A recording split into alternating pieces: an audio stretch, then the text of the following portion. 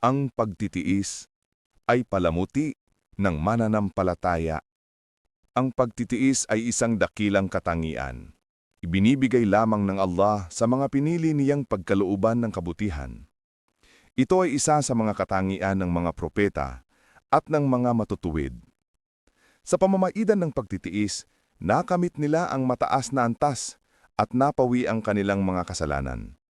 Sabi ng Allah, إنما يوفى الصابرون أجرهم بغير حساب.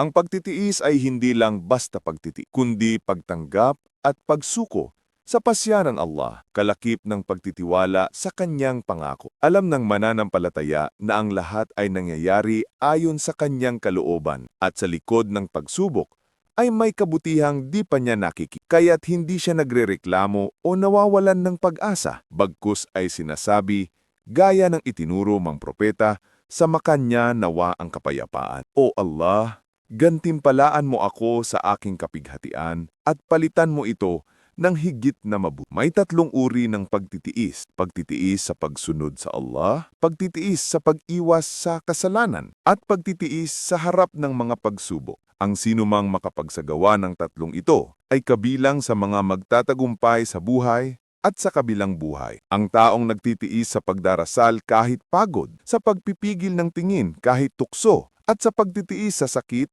ay lalong napapalapit sa Allah sa bawat sandali. Ang pagtitiis ay hindi kahinaan, kundi lakas upang mapigilan ang sarili at manatili sa tamang daan. Ang taong nawawalan ng pagtitiis ay nabubuhay sa reklamo at kawalang kasiyahan. Nawawala ang kapayapaan ng puso, kaya't maging kabilang tayo sa mga matyaga at umaasa sa gantimpala, sapagkat pagkatapos ng hirap ay may ginhawa at hindi kailanman mawawala sa Allah ang kabutihan ng mga gumagawa ng mabuti.